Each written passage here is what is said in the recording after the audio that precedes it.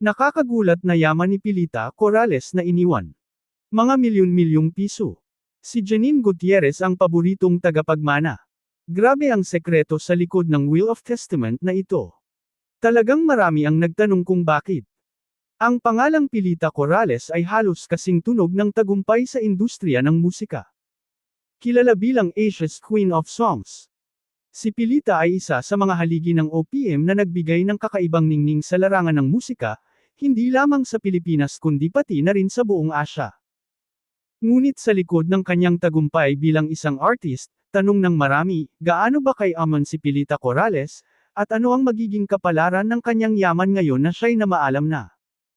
Sa mahigit 6 na dekada sa industriya, hindi may kakaila na si Pilita Corrales ay nagtaglay ng malawak na kayamanan. Ang kanyang yaman ay hindi lamang nagmula sa kanyang musika, mga hit records, world tours, at television appearances, kundi pati na rin sa mga ari-arian at negosyo. Ayon sa ilang ulat, ang kanyang net worth ay umaabot mula $1 milyon hanggang $35 milyon, bagamat ito ay nananatiling isang palaisipan dahil sa pagiging pribado ng kanyang buhay pinansyal. Bukod sa pera, si Pilita ay nagmamay-ari ng mga high-value properties sa New Manila, Quezon City, at Parañaque. Isa sa mga pinakamalaking asset niya ay ang kanyang ancestral home, isang mansyon na naging tagpuan ng maraming iconic na event sa kanyang buhay. Lahat ng mata ngayon ay nakatuon kay Janine Gutierrez, apo ni Pilita at kilala ring aktres sa kanyang sariling karera. Sa mga usap-usapan na si Janine ang magiging pangunahing tagapagmana ng yaman ng kanyang mamita, marami ang nagtataka kung paano ito hahawakan ng batang aktres. Ang tanong, gagamitin kaya ni Janine ang yaman upang ipagpatuloy ang pamana ng kanyang lola sa sining, o gagamitin ito sa ibang layunin? Hindi maiiwasan ang mga isyo pagdating sa malaking yaman, lalo na kung maraming miyembro ng pamilya ang maaaring maghangad ng bahagi nito.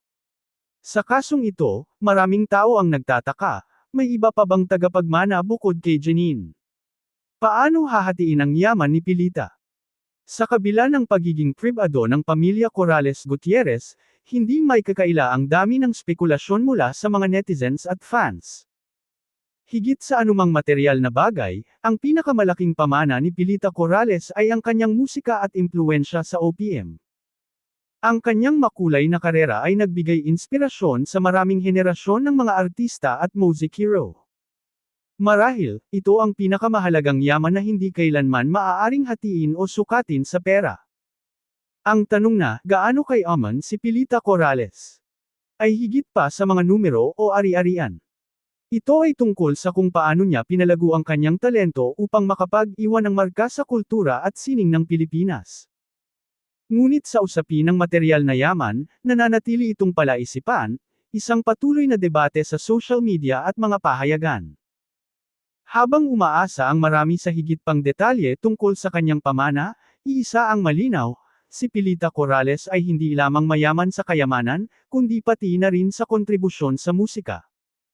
Ang tanong ngayon ay kung paano iingatan at gamitin sa tama ni Janine Gutierrez, ang naiwang yaman at legacy na ito ng kanyang lola.